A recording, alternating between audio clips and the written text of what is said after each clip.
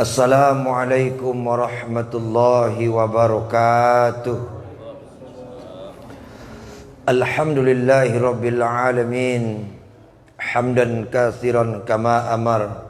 Asyhadu an la ilaha illallah wahdahu la syarika lah. Wa asyhadu anna Muhammadar Rasulullah sallallahu alaihi wasallam. Qala Allah Ta'ala fi kitabihil karim. A'udzu billahi minasy syaithanir rajim. Bismillahirrahmanirrahim. Wa tazawwadu fa inna khairaz zadi taqwa. Wattaquni ya ulil albab. Shadaqallahul azim. Surah Al-Baqarah ayat 197. Yang saya hormati pengurus masjid, tokoh-tokoh masyarakat, Bapak Ibu, hamba-hamba Allah, sidang salat zuhur, semoga yang hadir insyaallah mendapat barokah dari Allah Subhanahu wa taala. Alhamdulillah, tidak henti-hentinya kita bersyukur atas nikmat Allah. Sampai saat ini Allah masih beri kita nikmat yang berlimpah.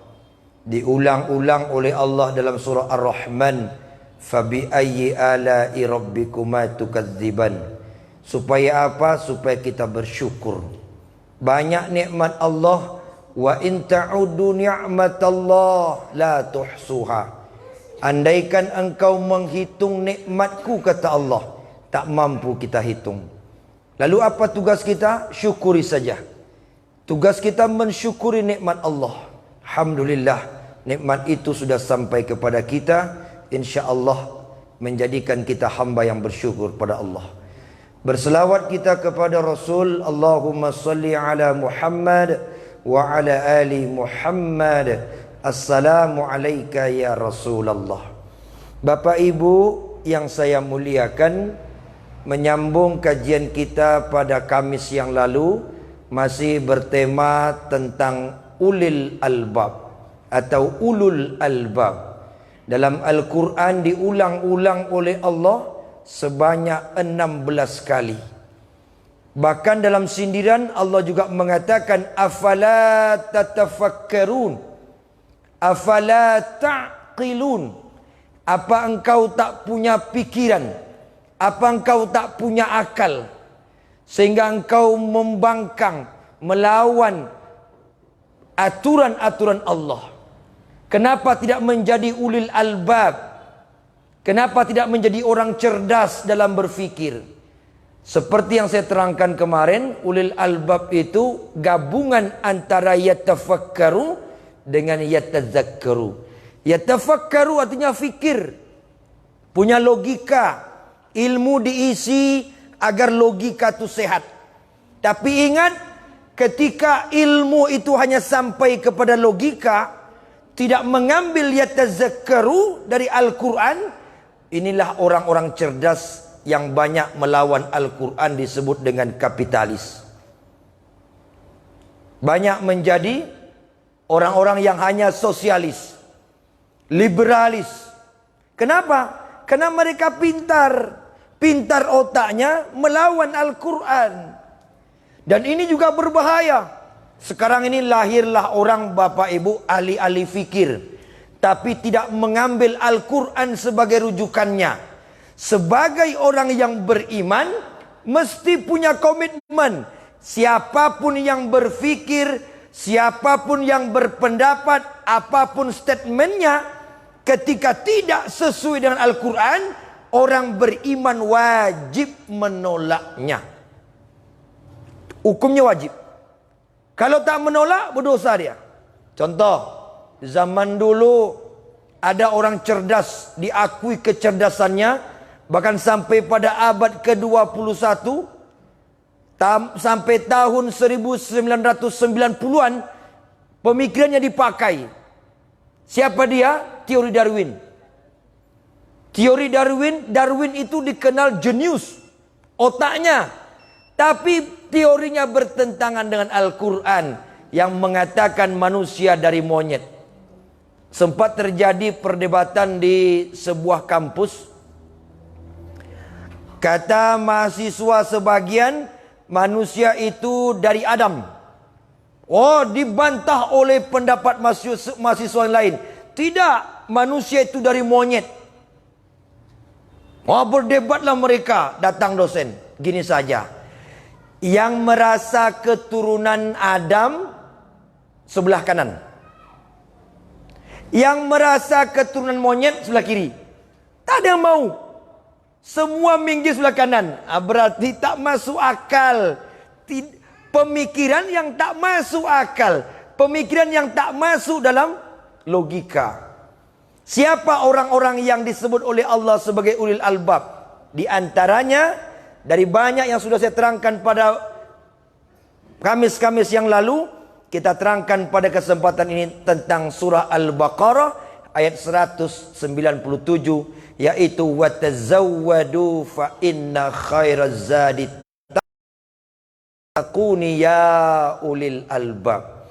Orang yang ulil albab itu orang-orang yang bertakwa. Tak bisa dibantah. Ini firman Allah. Orang yang bertakwa artinya orang yang taat dengan perintah Allah dan dia menolak apa yang dilarang oleh Allah. Dia tak lakukan.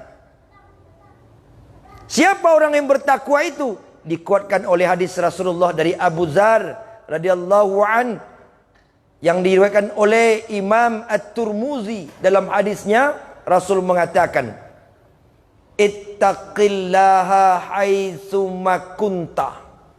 Orang yang ulil albab itu pertama, ittaqillaha haitsu ma kunta. Dia bertakwa pada Allah dimanapun berada. Tidak terpengaruh ketakwaan imannya oleh situasi dan kondisi. Ketika kondisi aman, dia bertakwa pada Allah. Ketika kondisi tidak aman, ekonomi lagi hancur-hancuran, dia tetap bertakwa pada Allah. Dipuji orang, dia tetap beribadah. Tak dipuji orang, tak ada masalah. Karena dia bukan mencari pujian. Inna salati wa nusuki wa mahyaya wa mamati lillah Rabbil alamin. Dia tidak terpengaruh kondisi apapun. Ini orang yang haitsu bagaimanapun. Ramai orang, dia ibadah. Tak ada orang, dia beribadah. Sepi tengah malam, dia beribadah. Tak tahu orang, dia beribadah. Ini ciri orang pertama, orang yang ulil albab. Orang yang cerdas, orang yang pintar dalam konsep Al-Quran. Yang kedua siapa? Wa atbi'is sayyi'atal hasanata tamhuha. Ketika dia bersalah, ketika berdosa, ketika jatuh ke lembah, dia cepat kembali pada Allah.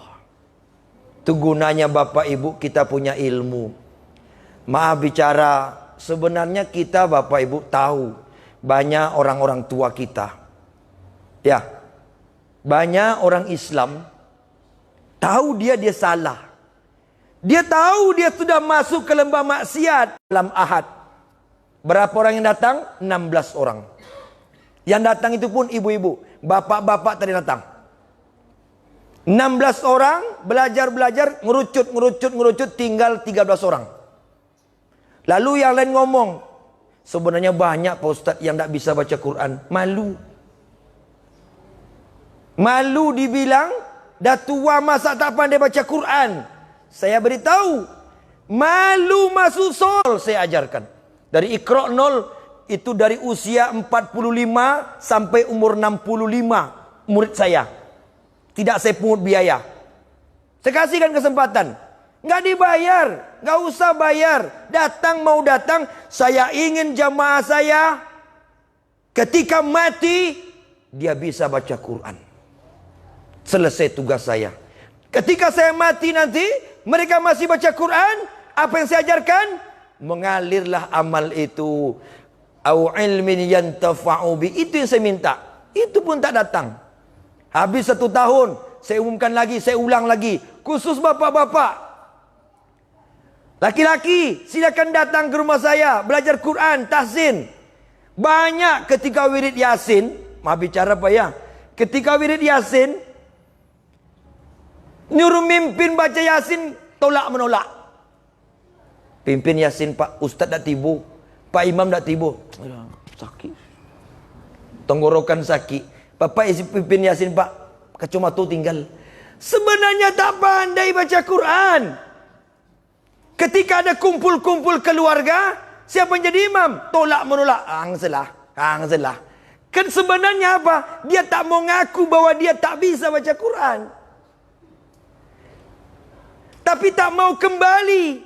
Banyak orang-orang di usia tua sesat, tapi tidak mau kembali. Padahal Rasul mengatakan, wa atbi'is sayyi'atal hasanata tamhuha.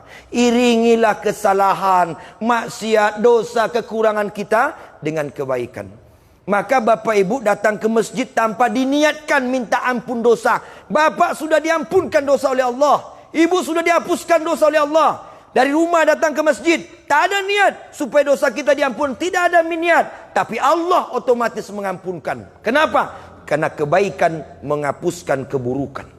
Bapak baca Quran daripada menung-menung baca Quran, otomatis ada dosa yang dihapuskan Allah. Bapak ikut korban tanpa niat untuk supaya dihapuskan dosa, supaya minta ampun, tanpa niat sekalipun ada dosa yang diampunkan Allah. Bapak solat berjemaah tanpa minta ampun sekalipun, Allah sudah hapuskan sebagian dosa kita. Wa atbi'is sayyi'atal hasanata tamhuha. Ini bisa diketahui bagi orang-orang yang ulil albab, orang-orang yang cerdas. Yang terakhir kata Rasulullah, wa khaliqin nas bi khuluqin hasan. Amal mantap, ketakwaan hebat, ibadah luar biasa. Tiap malam bangun, baca Quran khatam terus, mengaji ikut terus, tapi akhlak dengan manusia tak baik, percuma. Tak ada gunanya.